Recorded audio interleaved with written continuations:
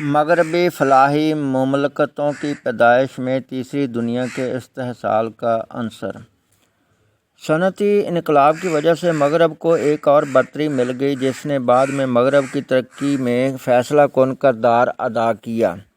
وہ یہ کہ صنعتی انقلاب کی دریافتوں کی وجہ سے مغربی ممالک اس قابل بن گئے کہ یورپ سے نکل کر دور دراز کے ممالک ایشیا اور افریقہ میں جائیں، ان ملکوں پر قبضہ کریں اور وہاں کی معیشت کو اپنے قبضے میں لے لیں۔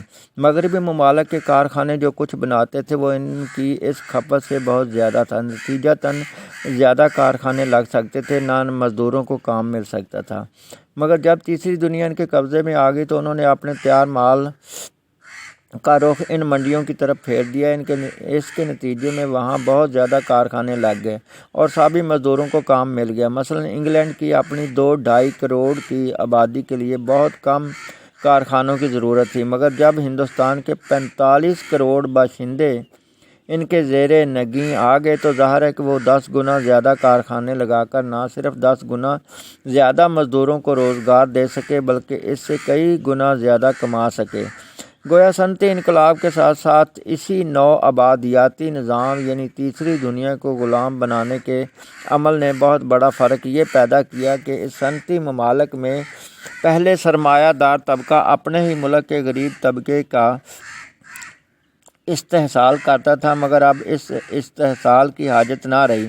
اس کے برعکس ایک پوری مغربی قوم نے ایک پوری مشرقی قوم کا بلحاظ مجموعی استحصال شروع کر دیا، جس کے نتیجے میں تمام مغربی اقوام کے پاس اتنا زیادہ پیسہ آ گیا کہ وہ اپنے ملک کے اندر غربت کو ختم کر سکیں اور ایک فلاحی مملکت کی تعمیر کر سکیں اور اس غربت کو تیسری دنیا کے سر تھوپ سکیں۔ چنانچہ بالفعل یہی ہوا۔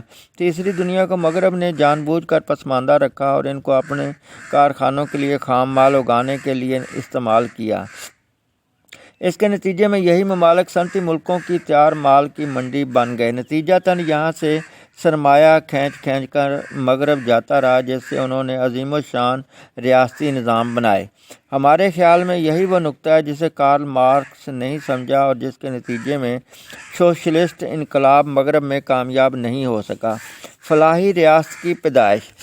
مغرب میں مصیبت زدوں کی امداد کے لیے حکومتی اداروں کا قیام بہت پہلے شروع ہو گیا تھا۔ انگلینڈ میں 1756 سے بے روزگاروں کے لیے کام گھر ورک ہاؤس اور معذوروں کے لیے خیراتی گھر آلمز ہاؤس موجود تھے۔ 1801 میں ملکہ الزبتھ کے دور میں غریبوں کے قوانین پور لاز بنائے گئے، جن کے مطابق غریبوں کی مدد کرنا ریاست کی ذمہ داری تھی۔ اس وقت غریبوں کے لیے جو ادارے بنائے گئے وہ ناگفتہ بے حد تک قابل رحم حالت میں تھے۔ اس کی منظر کشی چارلس ڈکنز کی کتاب اولیور ٹوسٹ میں موجود ہے۔ جب تیسری دنیا کے استحصال کے نتیجے میں مغربی اقوام کے پاس سرمایہ آ گیا تو وہاں ایک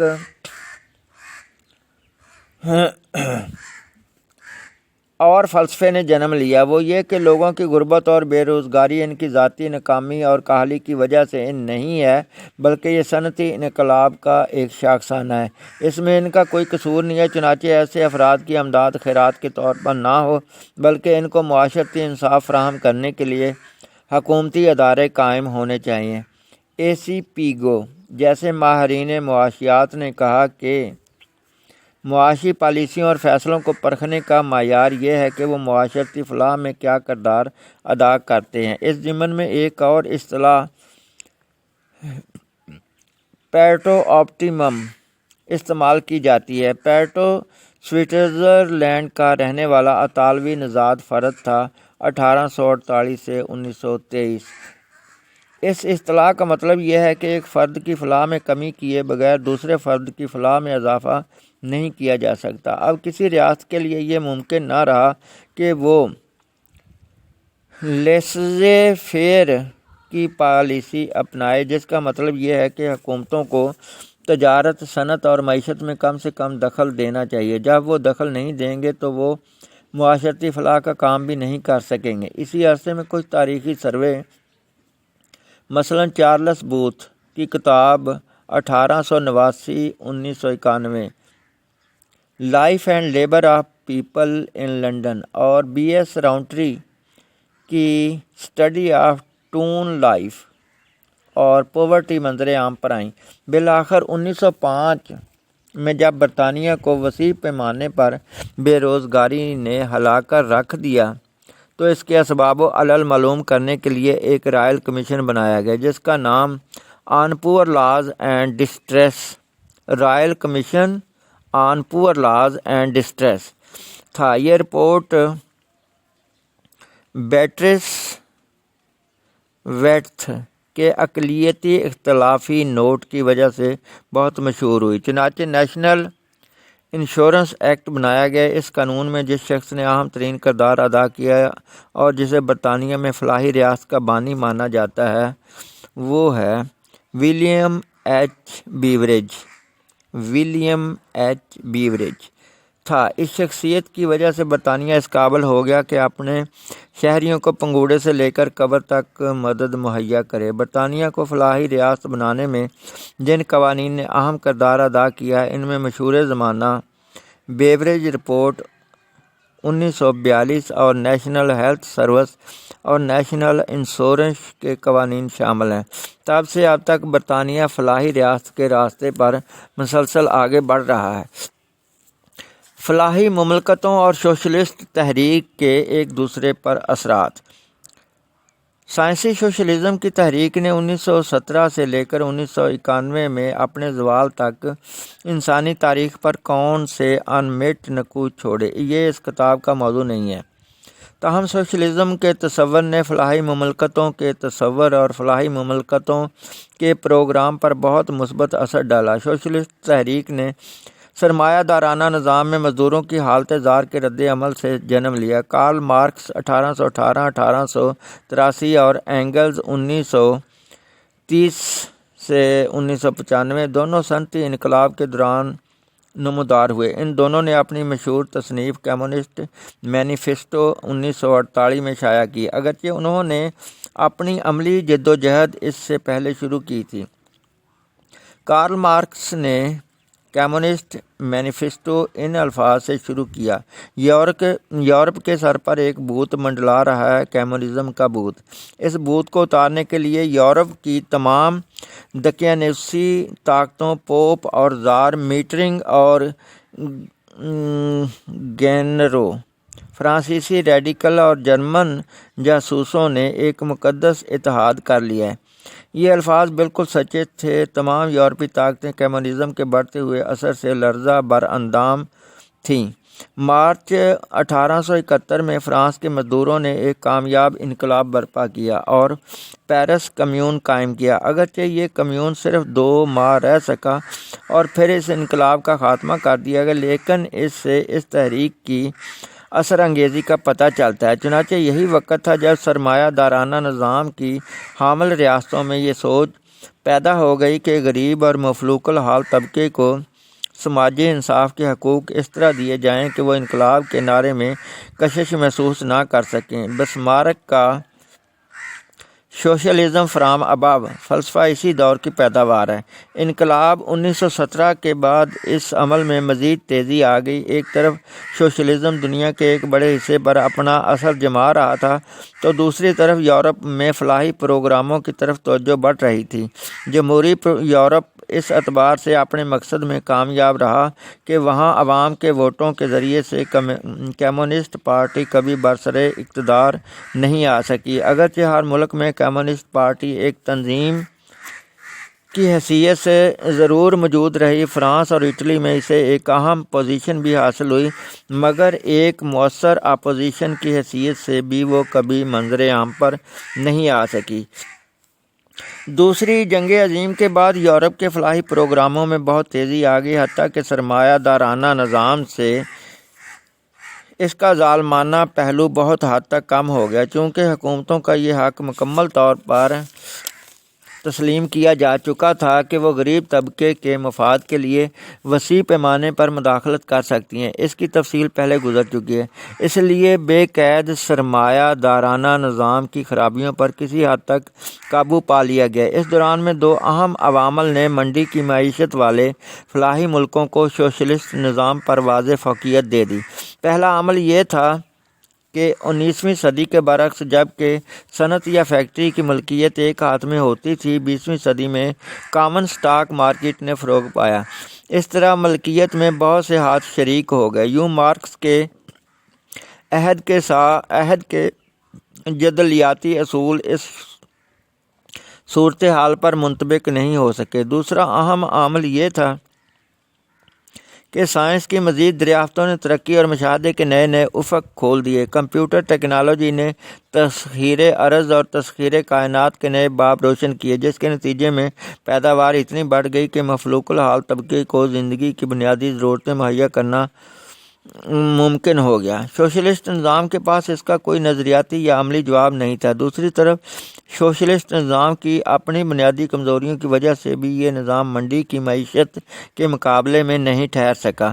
تاہم یہ حقیقت ہے کہ اگر کمیونزم کا فلسفہ پیش نہ کیا جاتا اور سرمایہ دارانہ نظام کو اتنے بڑے خطرے کا سامنا نہ ہوتا تو وہ بہت بعد میں کہیں جا کر اپنی اندرونی خامیوں سے نمٹنے کا پروگرام بناتا۔ یوں سوشلزم نے فلاحی مملکت کے تصور کو بڑھانے اور اجاگر کرنے میں اپنا کردار ادا کیا۔ اگر مارکس کی اصطلاحات کو خود کمیونزم پر منطبق کیا جائے تو ایک خام شکل میں یہ کہا جا سکتا ہے کہ سرمایہ دارانہ نظام ایک دعویٰ تھیسس سائنٹیفک سوشلزم، اس کا جواب دعویٰ اینٹی تھیسس، اور اسکینڈینیوین ویلفیئر ریاستیں اس کا امتزاج سائنٹسز ہیں۔ برصغیر پر صنعتی انقلاب کے اثرات۔ یوں تو صنعتی انقلاب سے کافی پہلے یورپ نے باقی دنیا کے ساتھ تجارت شروع کر دی تھی، لیکن انگلستان میں ملکہ الزبتھ 1550 سے 1603 کے عہد میں ایسٹ انڈیا کمپنی قائم کی گئی تاکہ برصغیر میں انگریزوں کا تجارتی اثر و رسوخ پیدا ہو سکے۔ اس وقت ہندوستان میں شہنشاہ اکبر کا دور تھا۔ اپنے قیام کے پہلے 12 سال میں یعنی 1612 تک ایسٹ انڈیا کمپنی نے بہت کم کامیابی حاصل کی، کیونکہ اس پورے عرصے میں انگریزوں نے ہندوستان کی سرزمین پر اپنا کوئی مستقر قائم نہیں کیا تھا۔ اس سوال کا جواب ڈھونڈنے کے لیے کہ ایسٹ انڈیا کمپنی کیوں قائم کی گئی، ہمیں تاریخ کے اوراق کی ارکریزی کرنی ہوگی۔ حقیقت یہ ہے کہ ہندوستانی حکمرانوں کی طرف سے انگریزوں کو کچھ ایسے اشارے ملے اور کچھ ایسی مراعات دی گئیں جس سے انہوں نے بھرپور فائدہ اٹھایا اور ہندوستان سے تجارتی تعلقات قائم کر لیے۔ 1599 عیسوی میں لندن کا مشہور تاجر جان میڈنل خشکی کے راستے سے ہندوستان پہنچا۔ اس نے آگرہ میں شہنشاہ اکبر سے ملاقات کی اور اس سے کئی ایسی مراعات حاصل کیں جو تجارتی لحاظ سے انگلستان کے لیے انتہائی سود مند تھیں۔ یہ بات بھی دلچسپی سے خالی نہیں ہوگی کہ اس شخص نے ہندوستان کے بارے میں اپنی معلومات بعد میں ایسٹ انڈیا کمپنی کو فروخت کرنے کی ناکام کوشش کی۔ ایسٹ انڈیا کمپنی 1601 میں جیمز لینکاسٹر کی سرکردگی میں پہلا تجارتی مشن بحری راستے سے ہندوستان بھیجا اور ملکہ الزبتھ کا ایک اہم خط شہنشاہ اکبر کو پہنچایا۔ اب دوسرا تجارتی مشن میڈلٹن کی سرکردگی میں 1904 میں ہندوستان آیا۔ تیسرا اہم اور یادگار مشن ہاکنز کی سرکردگی میں 1608 میں سورت کے مقام پر اترا اور اس وفد نے آگرہ میں شہنشاہ جہانگیر کے محل میں اس سے ملاقات کی۔ شہنشاہ نے کیپٹن ہاکنز کا گرمجوشی سے استقبال کیا اور شہنشاہ سے سورت کے مقام پر ایک فیکٹری قائم کرنے کی اجازت حاصل کر لی، لیکن وقت کے ساتھ ساتھ کمپنی کی مشکلات میں اضافہ ہوا اور اسے اپنی بنیاد مضبوط بنانے کے لیے پرتگیزیوں سے مزید لڑائیاں لڑنی پڑیں۔ تقریباً 100 سال کی انتھک جدوجہد کے بعد کمپنی نے اپنا وجود مستحکم کر لیا اور اس کی تجارت میں ایک تسلسل آ گیا۔ 1668 میں جب کہ ہندوستان پر اورنگزیب عالمگیر کی حکومت تھی، ایسٹ انڈیا کمپنی نے ہندوستان کے اہم اور تجارتی شہر بمبئی کو 10 پاؤنڈ فی ایکڑ کے حساب سے خرید لیا۔ حقیقت میں یورپ میں صنعتی انقلاب نے انگریزوں اور دوسرے یورپی ممالک کے لیے یہ ضروری قرار دیا کہ وہ باقی دنیا میں اپنی کالونیاں بنائیں، وہاں کے عوام کو غلام بنائیں اور ان کے طرز بود و باش کو تبدیل کر کے اپنی صنعتوں سے حاصل شدہ پیداوار کے لیے نئی منڈیاں تلاش کریں اور اس کے ساتھ ساتھ اپنی صنعتوں کے لیے درکار خام مال بھی سستے داموں ان ممالک سے لے کر یورپ پہنچائیں، جبکہ اس مقصد کے پیش نظر یورپی ممالک یعنی برطانیہ، فرانس اور جرمنی میں ایشیا اور افریقہ کے وسیع رقبوں کو اپنے زیر نگین لانے کے لیے مقابلہ شروع ہو گیا اور کئی جگہوں پر مختلف یورپی ممالک کے درمیان ان نو آبادیات پر قبضہ کرنے کے لیے آپس میں جنگیں بھی ہوئیں،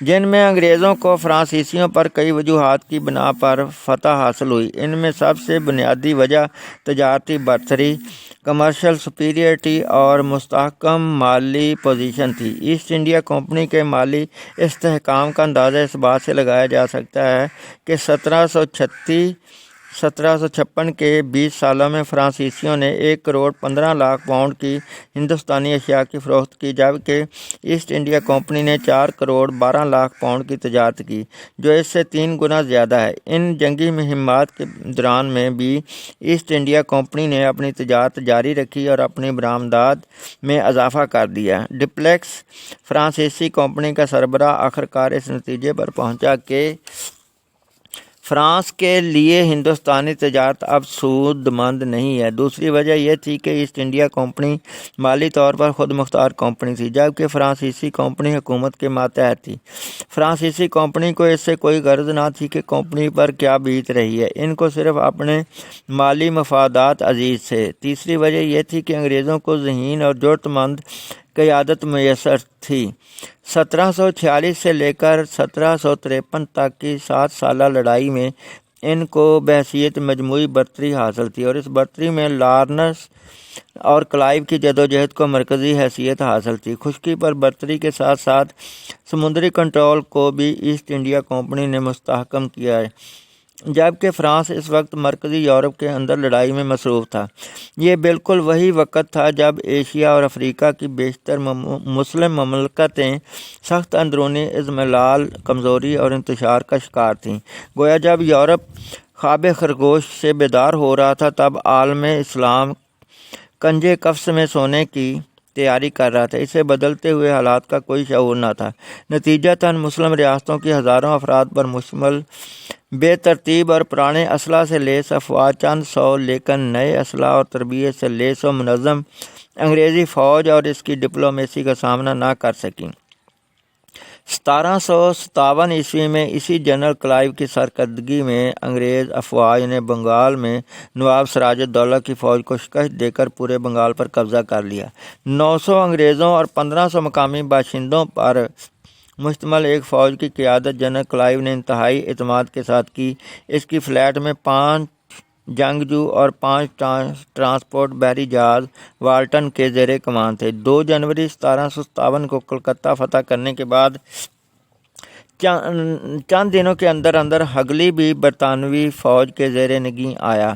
یہ سب کچھ صنعتی انقلاب کے دوران میں کی گئی اصلی ہی ایجادات، تنظیم و تربیت کی نئی ٹیکنیک، بہتر ڈپلومیسی اور اپنی صلاحیتوں پر اعتماد کی وجہ سے ممکن ہوا۔